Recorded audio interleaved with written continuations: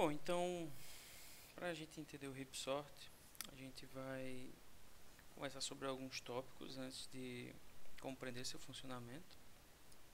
Pois o heap sort se baseia na estrutura de árvore binária especial chamada heap, né?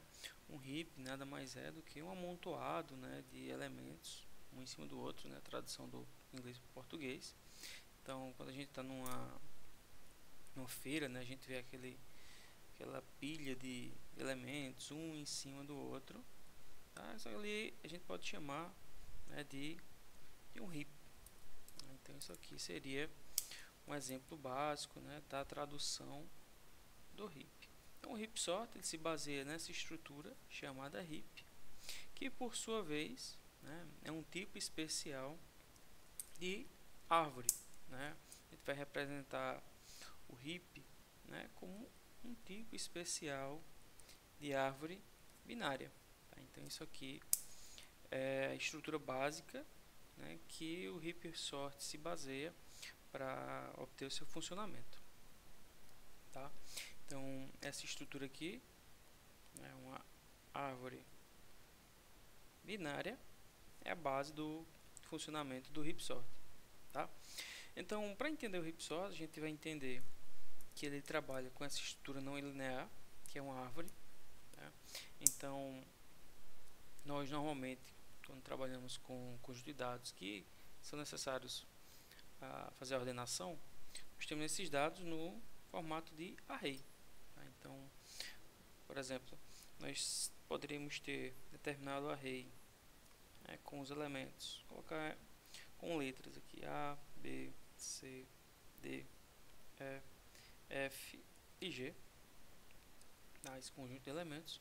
Então a gente teria que A seria o primeiro elemento, B o segundo, C o terceiro e assim consecutivamente, tá? Para facilitar um pouco a nossa explicação inicial, vamos considerar que o primeiro elemento a gente tem um índice começando do 1, né? Mesmo que na linguagem de programação a gente comece com os índices do 0, aqui eu vou considerar o índice 1, né? Pois é bem comum para esses fins didáticos, tá?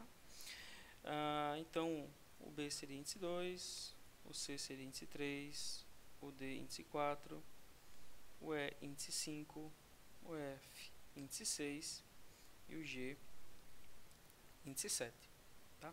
Então é bem comum a gente ter, né, dados em um array, dados em uma lista, né, dados em uma estrutura linear indexados, né? Então a gente teria esses índices, né, para acessar esses elementos, né? Então o heap sort ele não vai trabalhar diretamente com a sequência do array, ele vai trabalhar com estrutura de árvore, né? Mas eu vou destacar que essa estrutura de árvore binária é um pouquinho especial, tá? Ela tem que ser uma árvore binária completa e para que seja um heap ele tem que ter uma propriedade especial em que cada nó tem que ser maior do que seus nós filhos. Mas nesse momento vamos olhar, né, essa transformação de árvore de array para árvore binária, de árvore binária para array, tá? Então a transformação de um array para árvore binária, basicamente a gente vai pegar o índice 1, ele vai ser a nossa raiz. Então, eu botei aqui o elemento que está na posição 1 é a raiz, é um nó, né? Os filhos dele, né, como é uma árvore binária, ele vai ter dois filhos, tá? Os filhos deles vão ser os dois consecutivos, então vão ser o B e vai ser o C, tá? A partir daqui a gente já percebe que eu vou ter mais dois filhos a partir do B, dois filhos a partir do C, né? Então a árvore binária construída, para obter um heap, ela vai começar da esquerda para a direita, né, sequencialmente preenchendo os nós da nossa árvore. Então, em sequência, nós utilizamos o A, o B, o C. Agora vamos em sequência o D, o E, o F e o G para preencher o restante da árvore. Então, aqui eu vou ter o D, o elemento E. Como filho esquerdo do C, eu vou ter o F. Como filho direito do C, eu vou ter o G. Tá? Então, essa é a transformação de árvore binária para arrays. Né? Logicamente, quando a gente precisar fazer isso, a gente vai precisar olhar para os índices.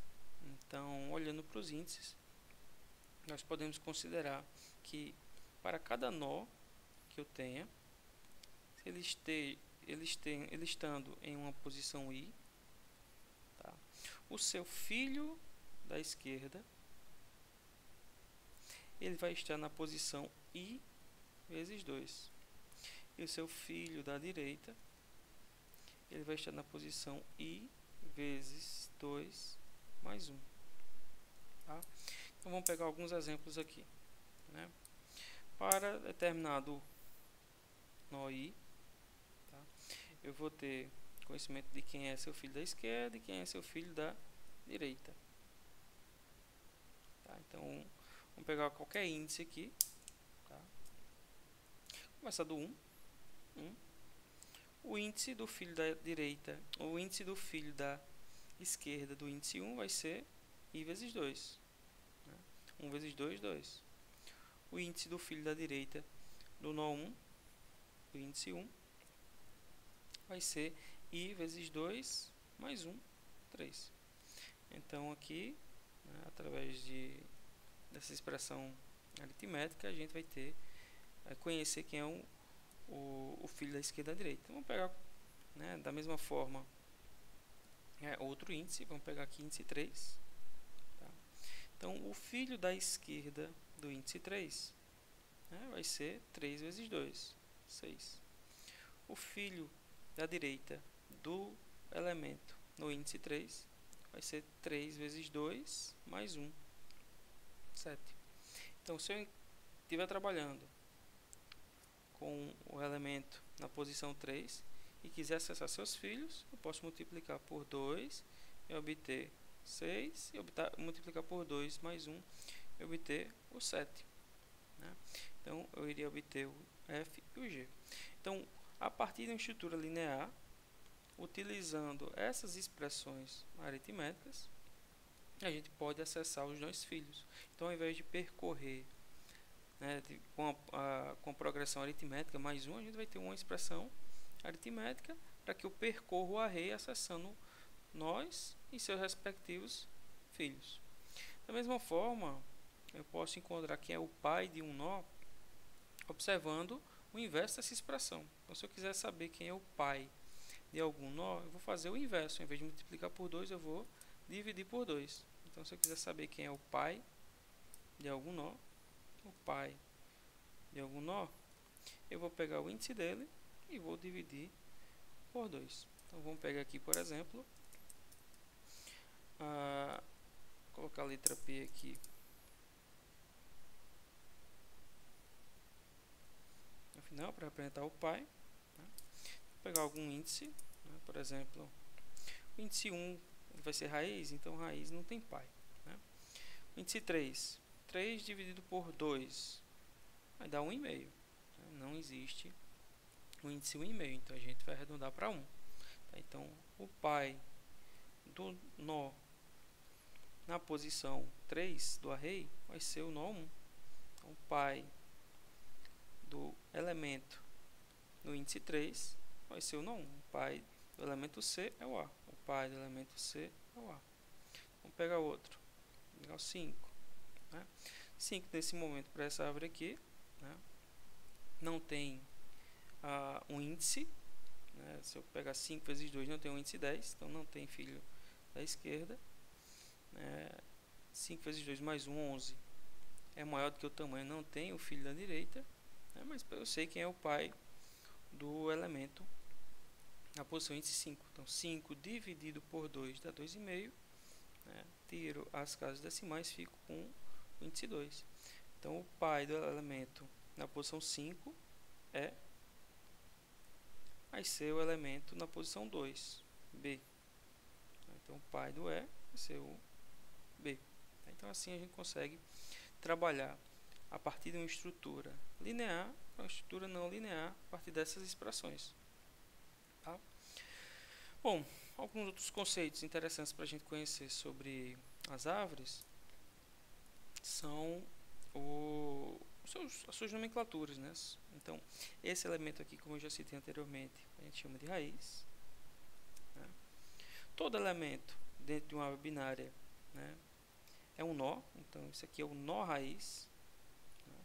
Nó raiz. Esse aqui é um nó simples, né? Esse também é um nó simples. E todos os outros que não têm filhos, a gente pode chamar de folhas, tá? Folhas, tá? Nó, folhas. Algumas formas de a gente expressar na hora de lidar com árvores.